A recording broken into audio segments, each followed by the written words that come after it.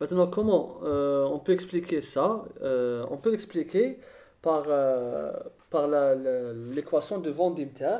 Dans l'équation de Van Dimter, par exemple, vous avez le H, d'accord, qui est égal à A plus B sur U, c'est-à-dire la mu, ou bien c'est la vitesse, plus C fois mu. Donc, on ne va pas trop s'étaler sur les trois paramètres A, B, C, c'est des paramètres expérimentaux. Donc, on les obtient à partir de cette courbe. On ne va pas trop détailler, c'est-à-dire cette courbe de Van Dieter, vous allez choisir un soluté, et ce soluté, vous allez l'injecter à différentes vitesses, à différents débits, et à la fin, vous allez obtenir ces trois paramètres. Ce qui m'intéresse ici, c'est le paramètre A.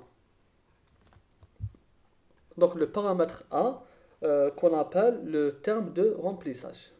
Le terme de remplissage.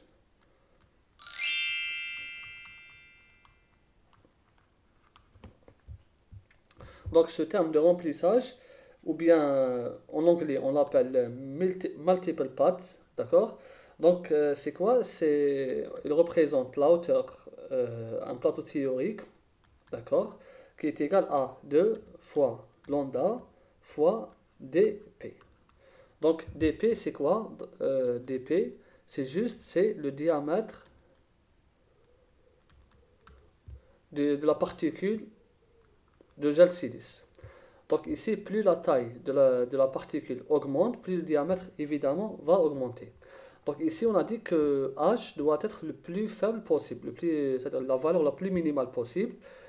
Et pour avoir un H faible, il faut avoir un diamètre faible. Donc là, c'est proportionnel, d'accord? Là, c'est proportionnel. Ici, le lambda, c'est une constante. On appelle souvent une régularité de remplissage. Là, elle représente la régularité du remplissage. Régularité de remplissage. Donc, c'est comment que la colonne en acier, elle est remplie. Généralement, quand c'est très régulier, donc quand c'est très compact. Quand c'est très compact, le lambda devient très faible. Plus c'est compact, plus le lambda devient faible. C'est comme ça. Là, c'est un bon remplissage. Par contre, on va comparer un mauvais remplissage. Voilà un mauvais remplissage. Comme ça. Vous voyez, c'est pas irrégulier. D'accord? Là, c'est un mauvais remplissage. Et là, c'est un bon remplissage.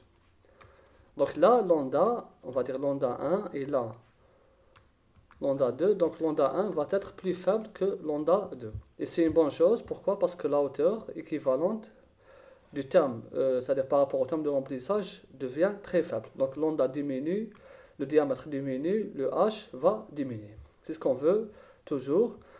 Voilà pour expliquer pourquoi la diminution des tailles des particules fait diminuer la hauteur équivalente à un plateau théorique.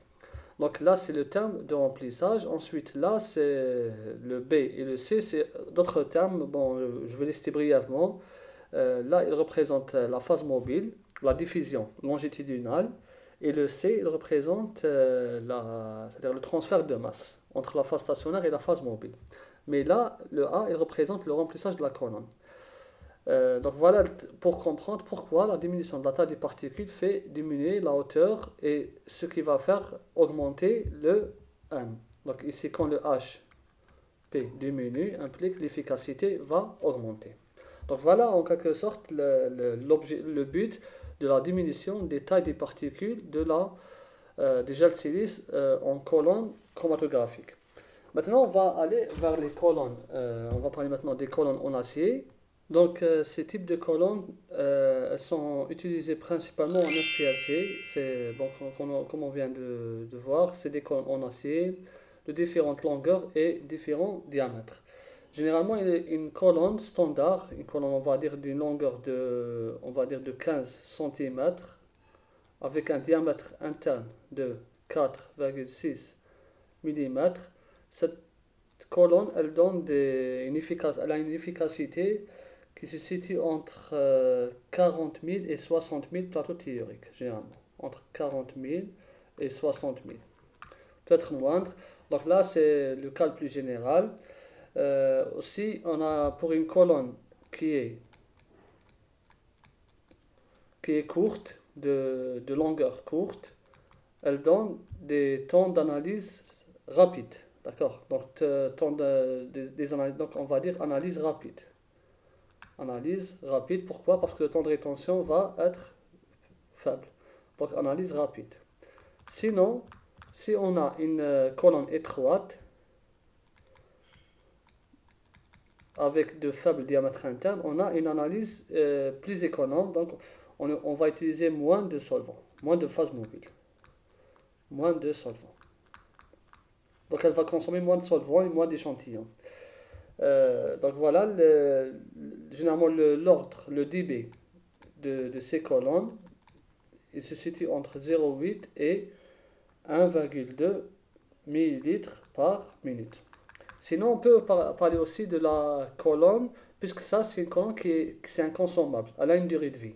Donc, je ne sais pas combien, ça dépend des heures de travail. Donc, pour augmenter sa durée de vie et en même temps, pour garder ses performances, on peut ajouter une colonne de garde ou bien une précolonne. Une précolonne, elle contient la même phase stationnaire que la colonne, mais elle a une longueur on va dire de 0,4 cm à 1 cm. Donc c'est vraiment une très petite colonne. Elle se met juste là. Elle se met là, ici, entre cette colonne principale, on va dire la colonne principale, et le raccord. Donc là, vous avez la précolonne. Donc ici, vous avez la précolonne, ou bien la colonne de garde. En anglais, on appelle ça garde colonne. Donc la précolonne, son objectif, qu'on vient de dire, elle augmente la durée de vie. Sa durée de vie de la colonne va augmenter tout en maintenant ses performances. Donc les performances restent, on va dire, pas identiques, mais ils vont être vraiment maintenues constantes. Donc tout en étant performantes.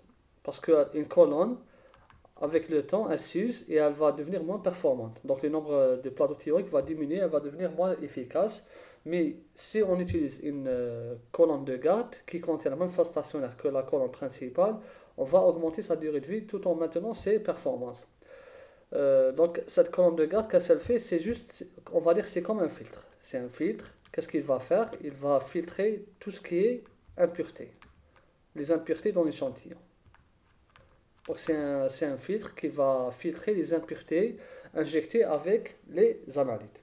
Donc voilà pour ce qui est de la chromatographie liquide, surtout des colonnes utilisées en chromatographie en phase liquide ou bien à haute performance, la HPLC.